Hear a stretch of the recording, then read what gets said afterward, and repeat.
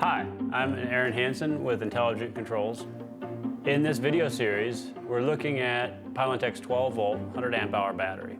The model number is RT12100G31. This brand is newer to the US, and they really dominate in Europe and Australia, and they're really popular with Victron systems worldwide. This is 1,200 watts of usable capacity in a very nice and robust, user-friendly configuration.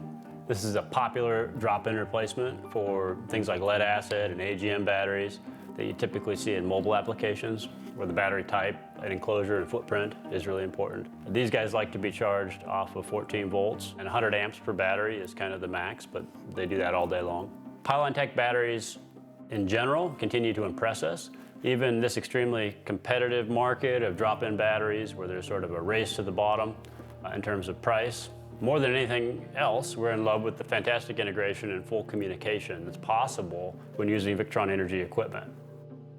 For a small battery that acts like a big kid and performs in line with what you'd see in higher-end home systems, this is not your typical drop-in integration. So we've already gotten ahead of ourselves. Let's introduce you to this battery and talk about some of the fundamentals of this 12-volt model. So it's compact, it's lightweight, it's around 28 pounds. It's UL listed, which is really nice, and it comes in a very durable IP67 rated enclosure. That's not a thin plastic piece of Tupperware. This is actually a real enclosure that's made to work and protect the battery from dense dust and water. It's gasketed, and everything has the ability to be sealed up, even these little communication ports. And there's a little one-way air vent for letting pressure differentials happen. This battery performance is not small. Putting out or taking in 100 amps of continuous discharge or charge current through its BMS is not an issue. If you connect it to your car and try to start it, it could be 200, 300, 400 amps. It's not gonna like that, and it's gonna change its little blinky pattern here on the top. You're not gonna hurt it by overloading it, but you will cause it to disconnect from the load. The disconnecting feature of this is MOSFETs, so they're semiconductors, and they're just gonna isolate when they see an overload. It also has a built-in heater foil, kind of around the battery cells themselves.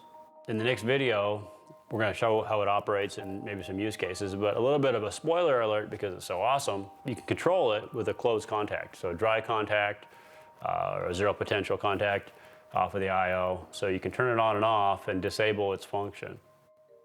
More to come on that. There's RS-485 communication option here under the communication port, but typically we're using a 3-wire CAN connection to the servo. It's awesome that the 485 is there. We use it for a professional program that gives us the ability to do an even deeper dive into the battery and monitor some of the nuances of its performance. These protocols can be used at the same time, so there's no reason not to get the data if you want it. And that's pretty impressive, but it gets better. We can make your installation simpler with these batteries and reduce the wiring and space requirements because the battery is communicating and it's taking the place of the battery monitor, which means that it shows up on VRM. I can track the SoC of my battery and see all of its history, including its internal temperature, and on and on. I can, for example, set up alerts if my battery is discharging too fast. And I can turn on the built-in heater with the dry contact, maybe off of Relay 2, maybe controlled by one of our little friends here, a Ruby sensor.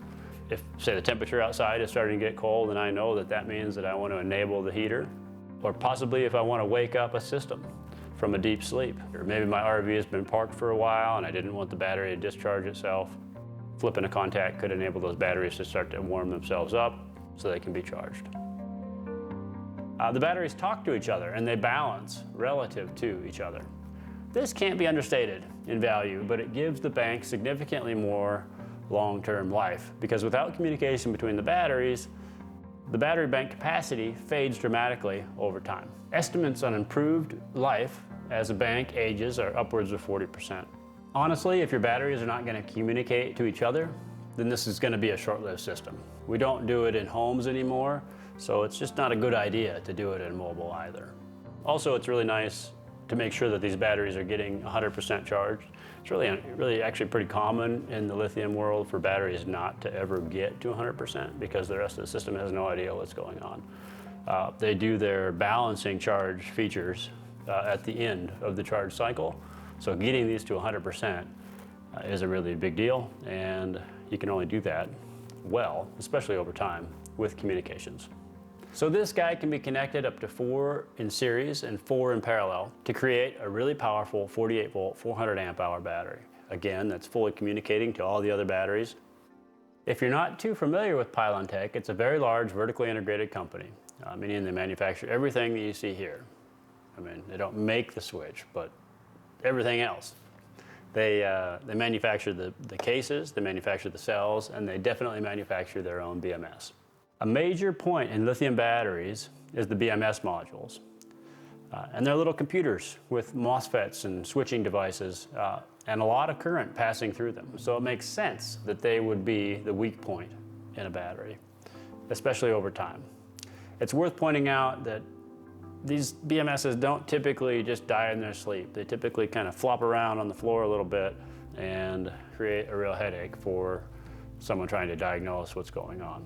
Of all the BMS modules on the market, Pylontech's BMS, we think, makes a superior unit. We can say that from personal experience, but it's also there from independent assessments. Specifically, we'd like to point to a report published twice a year by the Lithium-Ion Battery Testing Center in Australia, where battery brands are prematurely aged and stressed in a lab. This environment works these batteries as hard as, 10 years in a few years' time.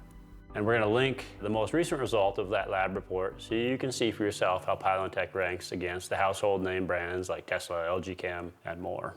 What's interesting is a warranty is not really worth the paper it's written on if there's no hope that your battery is really going to make it. A lot of these batteries are going into part-time use where people aren't going to work them that hard. But what if you did?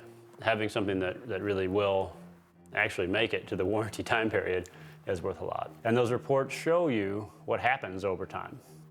Some people ask, aren't all lithium batteries basically the same? They're all lithium-ion batteries. We've written a pretty opinionated and salty blog about this, and we're going to add that to the description below. And in that blog, we just go through what my perspective is on what's happening in the lithium-ion battery market.